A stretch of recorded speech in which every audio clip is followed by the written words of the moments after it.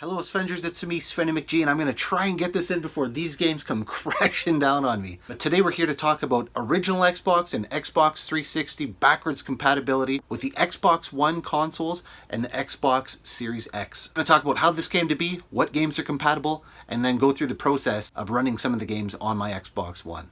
So let's jump right in and take a look. Let's look at some of the titles as we discuss backwards compatibility. In the world of physical media, we love backwards compatibility.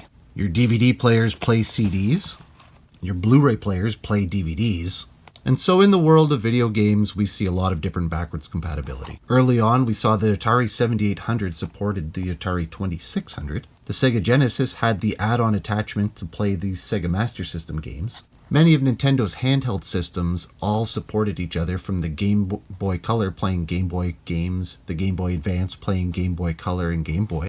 The DS played Game Boy Advance, and the 3DS played the DS games. In modern consoles, we saw the PS2 played PS1 games, and initial launches of the PS3 had built-in PS2 players in them. However, that was very costly, and Sony quickly abandoned the idea of removing the PS2 capabilities from the PS3. However, all PS3s still play PlayStation 1 games.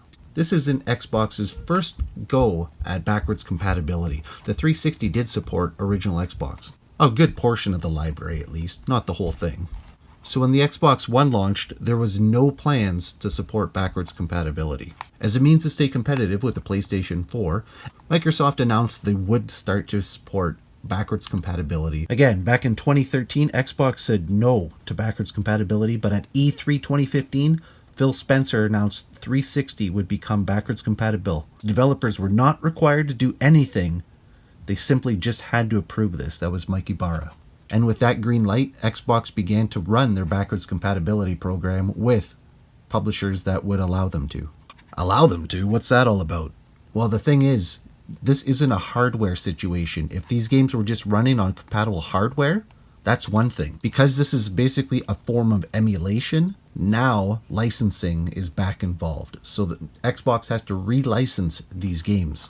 Assuming that Microsoft wasn't going to pay everybody to relicense the games on their new console, it was really about making partnerships. Let's keep in mind that this announcement of backwards compatibility came at a time when PlayStation Now was being discussed. And Xbox is quick to point out, we won't charge you to play games you already own. So after the 2015 announcement and a couple titles already starting to become established, at E3 2017, Phil Spencer updated the crowd by announcing original Xbox backward compatibility. Further, by E3 2019, the Xbox Series X was announced, and that it would also become backwards compatible with Xbox One as well as 360 and original Xbox titles.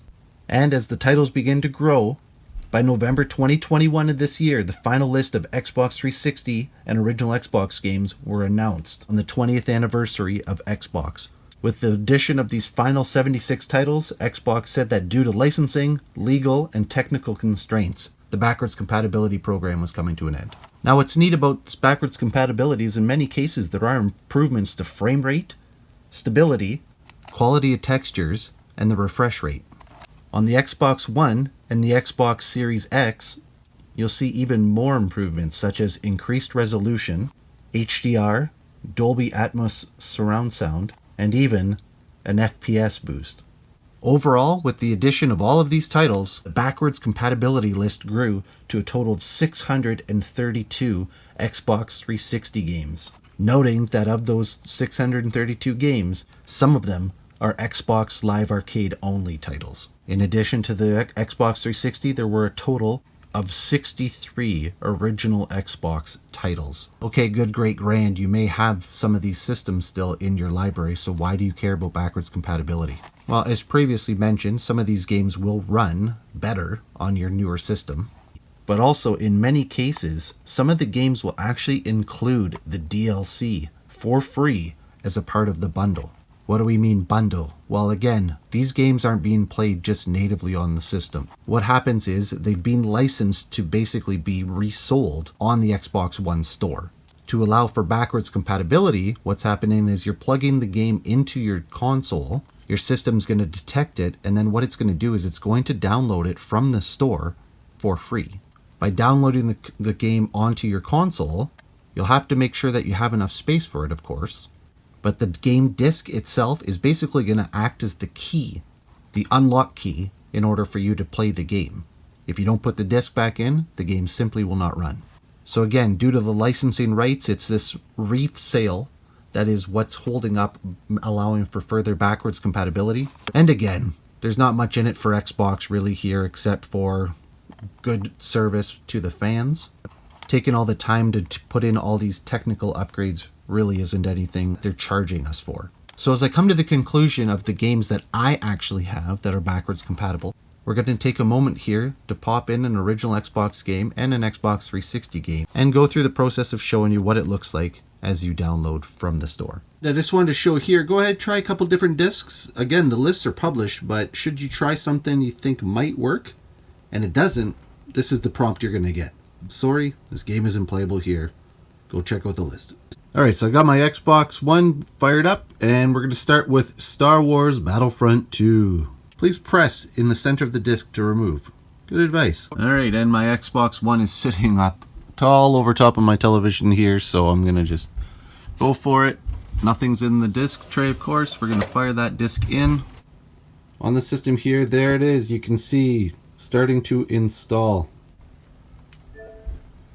So you can see it's going to be a 4 gig install right onto the system itself. Alright, and as we're closing in here on the download portion of this process, looks like we're ready to go. So we're going to click the A button. We're going to fire it up. Sweet Moses. Oh, that's nice. Oh, all the feels. Okay, so you do get a prompt, there is no Xbox Live. We can system link this if we have multiple copies of the game, so that is fantastic. One of the cool features of having this game specific here, Star Wars Battlefront 2, is the DLC is included when you download this game. So were you to purchase it off the store, or if you insert the disc and download it the way we just showed the process here, you now get the DLC, which isn't included on the disc alone. So that alone is one awesome reason why you should be playing this on your Xbox One instead of playing this on your original Xbox. I've now inserted Raiden 4, and I have this prompt here, update your current console. So this is just showing that you have to do the install. Again, it's identified the two titles here. We have an Xbox title, here we have an Xbox 360 title, and it's just going ahead and doing the installation. So there you have it. What do you think about the backwards compatibility? I was a little surprised to see some core titles like the first Fable and original Halo 1 and 2 be absent from the list. I know we can get them through the Master Chief Collection, but still, other games such as Halo 4 and some of the other Halo editions did make the backwards compatibility, so a little curious as to why that was. Are there any games that you thought should be on the list that didn't make it? Let me know in the comments below. Do you use the backwards compatibility on any of your consoles, or do you like playing it on the originals? I hope you enjoyed today's video, and if you did, please consider liking and subscribing, as it always helps grow my channel. I'm really getting close to that 1,000 subscriber mark, and I'd love to surpass it with your help. Until I see you guys again soon, please take care and be good to each other. Bye now.